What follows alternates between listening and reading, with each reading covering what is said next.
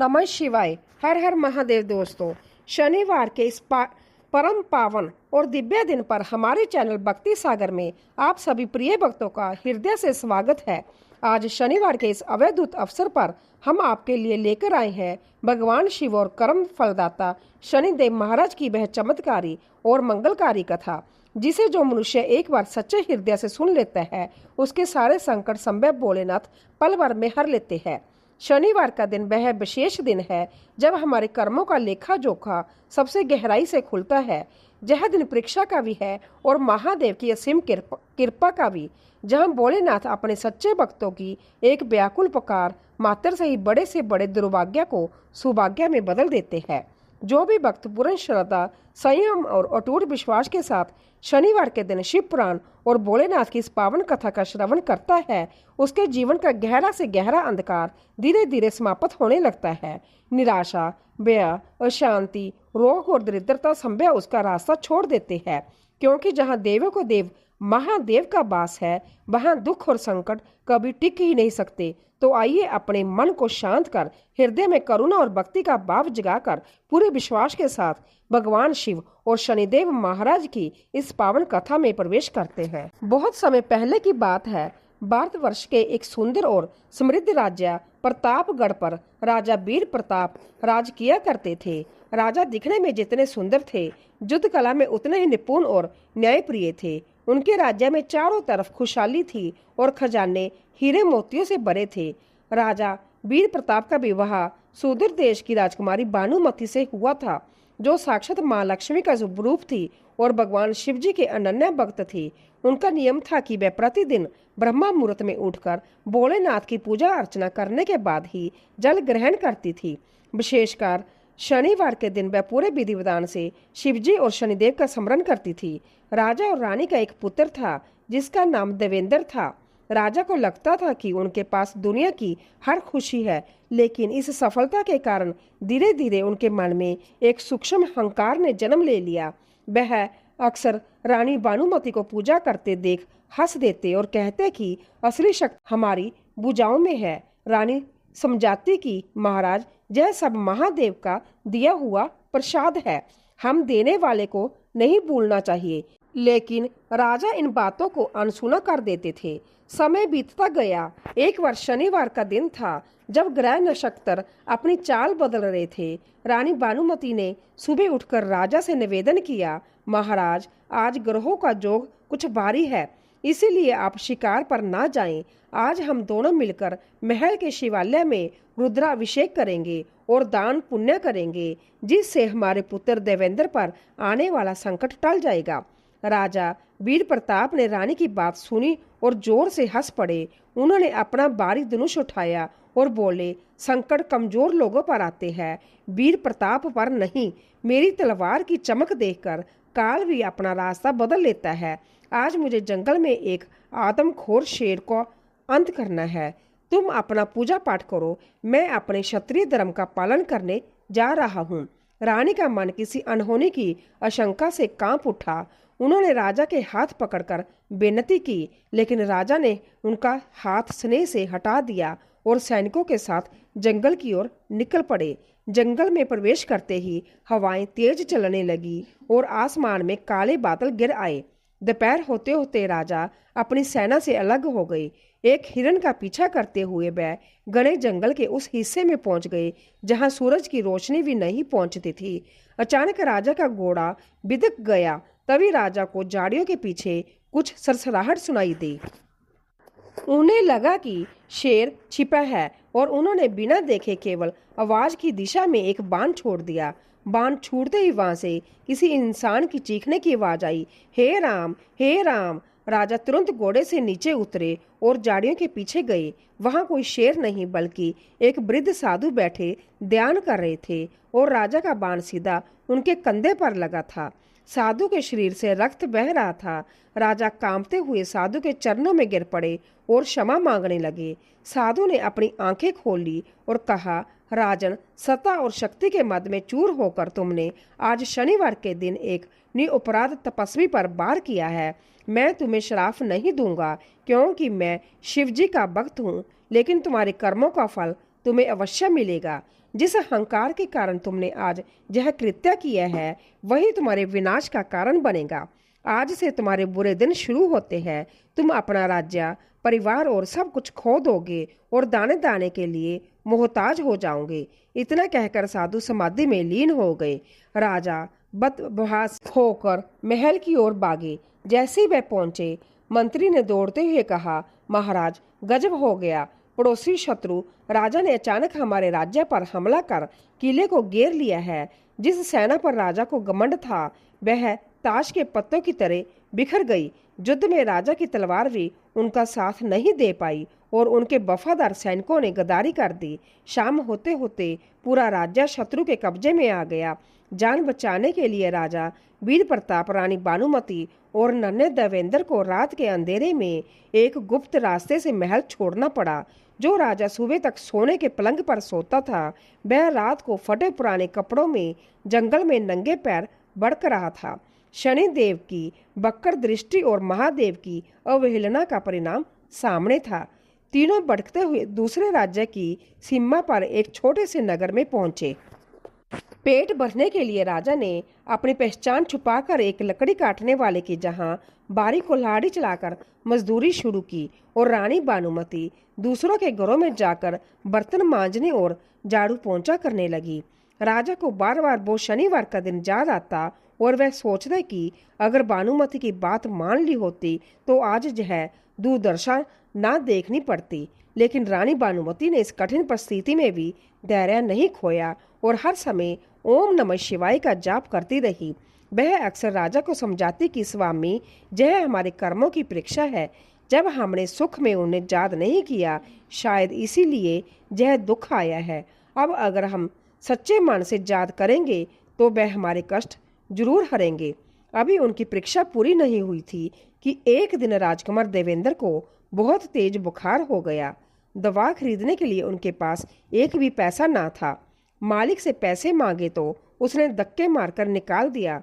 बेबस माता पिता बच्चे को गोद में लेकर एक पेड़ के नीचे बैठकर रो रहे थे। तभी वहां से व्यापारियों का एक दल गुजरा। राजा दौड़कर उनके मुखिया सेठ के पास गए और गिड़गिड़ाते हुए बच्चे के प्राण बचाने की भीख मांगी। सेठ ने घमंड से राजा को देखा और कुटिल मुस्कान के साथ कहा, पैसा चाहिए तो काम करना पड़ेगा। हमारा एक बैल बीमार हो गया है। अगर तुम उस सामान से बड़ी बारी बैलगाड़ी को खींचकर मंडी तक ले जाओगे तो मैं तुम्हें पैसे दे दूंगा। यह शर्त बहुत कठिन थी। गाड़ी बहुत भारी थी और राजा ने कई दिनों से खाना नहीं खाया था। लेकिन एक पिता के लिए पुत्र की जान बचाने से बढ़कर कुछ नहीं था। राजा ने हामी भर दी। रानी भानुमति बीमार बेटे को गोद में लिए पेड़ के नीचे बैठी ओम नमः शिवाय का जाप करती रही और राजा वीर प्रताप ने उस भारी गाड़ी को अपने कंधों पर उठाया। नंगे पैर पत्थरों पर छिल रहे थे। शरीर पसीने से भीग गया, लेकिन हर कदम पर महादेव को याद करते हुए राजा ने गाड़ी मंडी तक पहुंचा दी। सेठ ने उन्हें कुछ सिक्के दिए। राजा तुरंत वैद्य की दुकान से दवा लेकर वापस पहुंचे। राजा के कंधों पर गहरे घाव हो गए थे और पैरों से खून रिस रहा था। दवा के असर से राजकुमार देवेंद्र का बुखार उतर गया। अगले दिन से उनके जीवन का एक और कठिन अध्याय शुरू हुआ।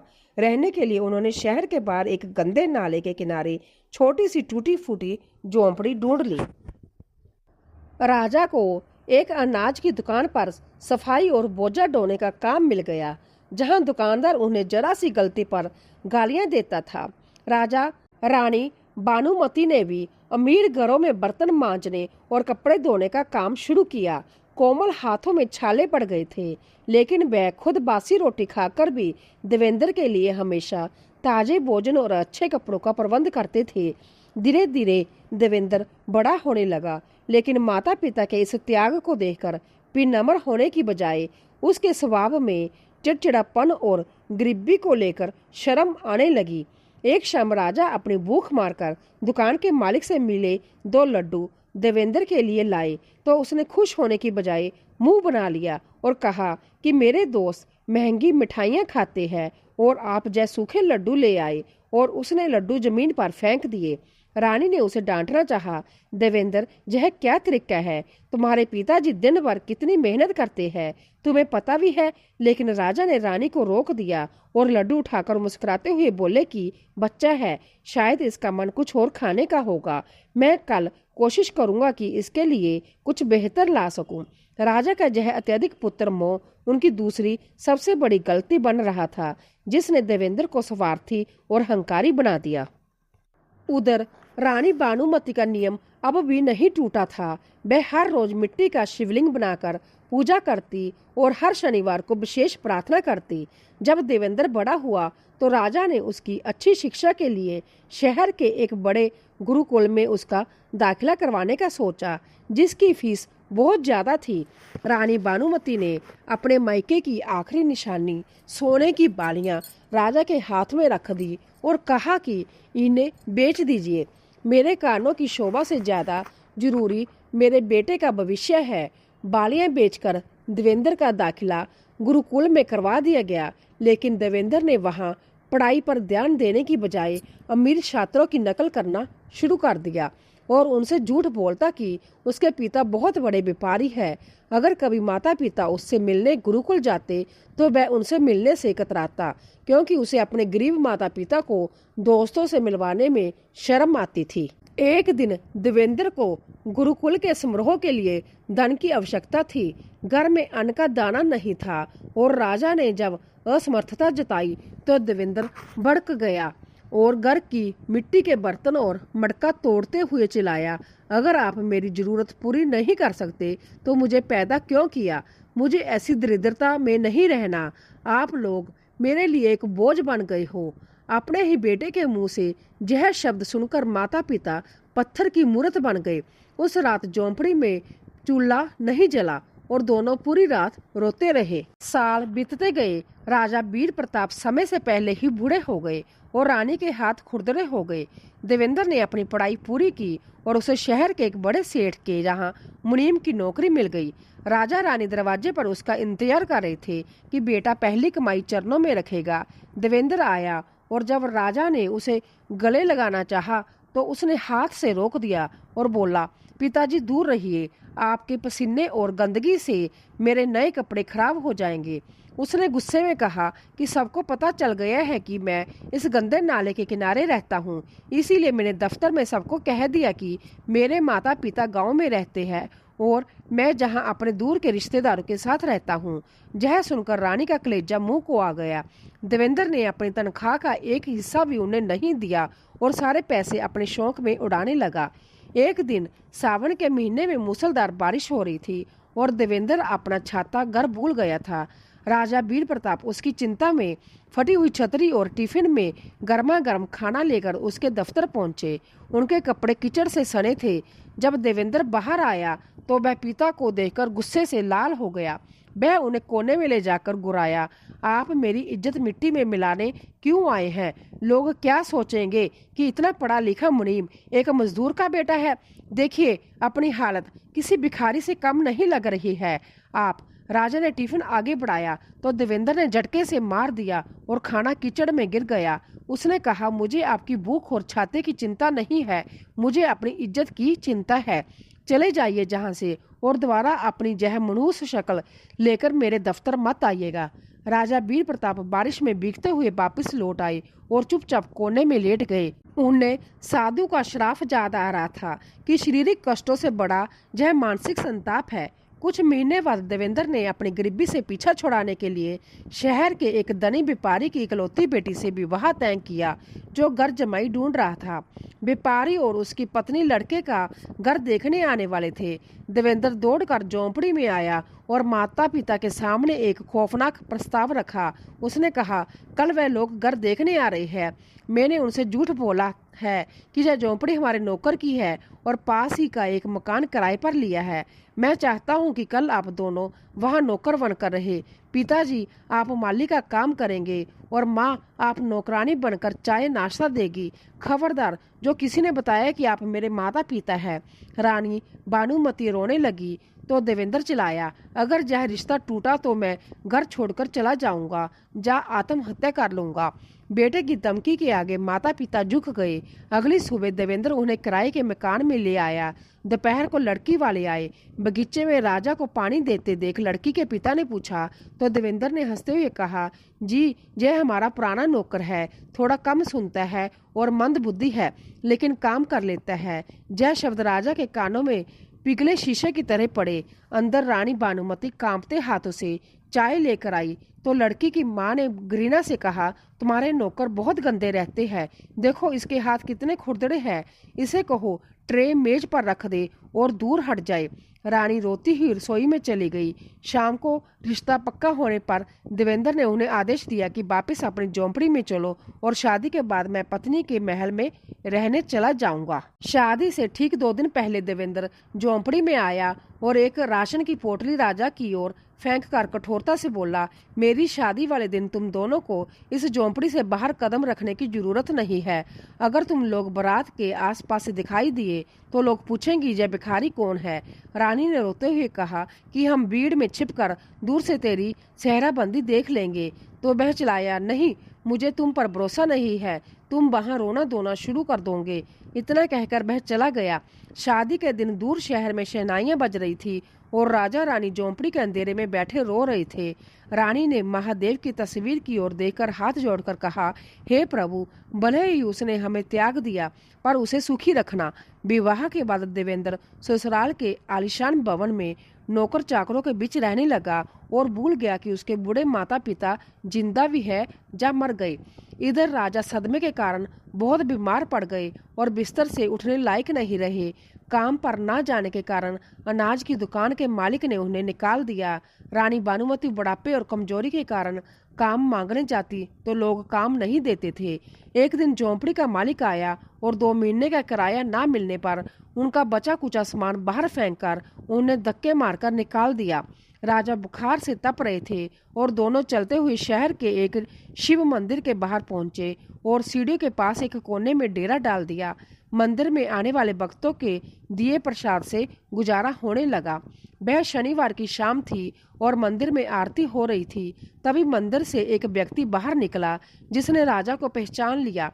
वह राजा के पुराने राज्य का एक व्यापारी था। राजा की हालत देख उसने दुखी होकर अपनी जेब से कुछ स्वर्ण मुद्राएं रानी के हाथ में दी और कहा कि मैं कल और व्यवस्था करूंगा।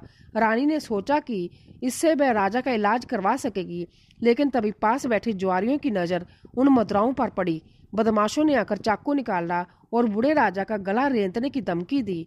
राजा ने कहा कि भानुमति, इन्हें पैसे दे दो, प्राणों से बढ़कर धन नहीं है।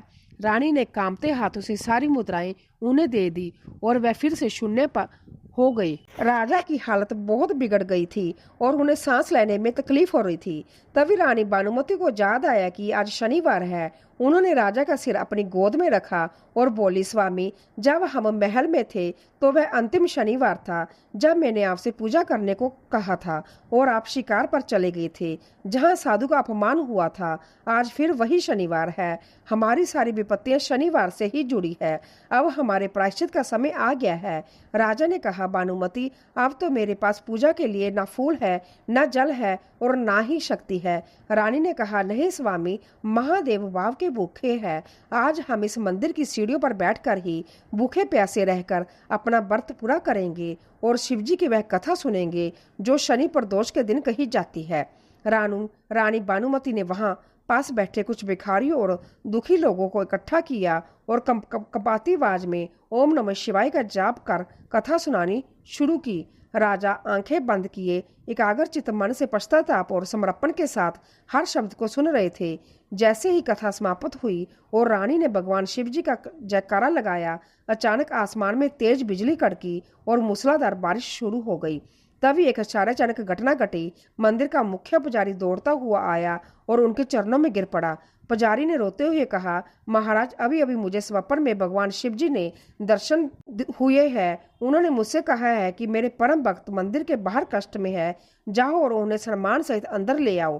राजा का प्रायश्चित अब पूरा हो चुका था। जय सुनकर राजा रानी की रुलाई फूट पड़ी। पुजारी उन्हें अंदर ले गया जहां उन्हें सूखे कपड़े और गर्म भोजन दिया गया। असली चमत्कार अगली सुबह होने वाला था। सुबह मंदिर के बाहर घोड़ों की टाप और नगाड़ों की आवाज सुनाई देने लगी। जब राजा रानी ने बाहर देखा तो मंदिर के द्वार पर हजारों की भीड़ थी और सबसे आगे वही शत्रु राजा नंगे पैर और सिर झुकाए खड़ा था। उसके पीछे मंत्रियों के हाथों में राजमुकुट और राज्य की चाबियां थी। शत्रु राजा वीर प्रताप के चरणों में गिर पड़ा और रोते हुए बोला, महाराज मुझे क्षमा कर दे। कल रात भगवान शिवजी ने मुझे स्वप्न में रौद्र रूप दिखाया और चेतावनी दी कि अगर मैंने सूर्य उदय से पहले आपका राज्य नहीं लौटाया तो मेरा कुल नष्ट हो जाएगा। अपना राज्य संभालिए। वहां खड़ी भीड़ ने जब यह चमत्कार देखा तो हर हर महादेव के जयकारों से आकाश गूंज उठा। मंत्रियों ने वही मंदिर की सीढ़ियों पर राजा वीर प्रताप का राज तिलक किया। राजा ने सबसे पहले उस पुजारी के पैर छुए और गरीबों को गले लगाया। गाजे बाजे के साथ वह अपने महल लौटे, जो फिर से दीपों से जगमगा उठा। खोया हुआ सम्मान, धन और वैभव सब कुछ दोगुना होकर महादेव की कृपा से वापस मिल गया था। उधर देवेंद्र के ससुराल में हड़कंप मच गया। पूरे शहर में खबर फैल गई कि राजा वीर प्रताप वापस आ गए हैं और वह वही मजदूर थे। देवेंद्र के ससुर को जब यह पता चला तो उनके पैरों तले जमीन खिसक गई कि देवेंद्र ने उनसे कितना बड़ा झूठ बोला था और अपने राजा माता पिता को नौकर बताया था। ससुर गुस्से में देवेंद्र के कमरे में पहुंचे और चिल्लाया, धोखेबाज, तूने उस दिन जिन नौकरों का अपमान कराया वह साक्षात राजा वीर प्रताप और रानी भानुमति थी। निकल जा मेरे घर से। जो अपने माता पिता का नहीं हुआ वो मेरी बेटी का क्या होगा। देवेंद्र की पत्नी ने भी उसे घृणा से देखा और ससुर ने उसे धक्के मारकर बाहर निकाल दिया।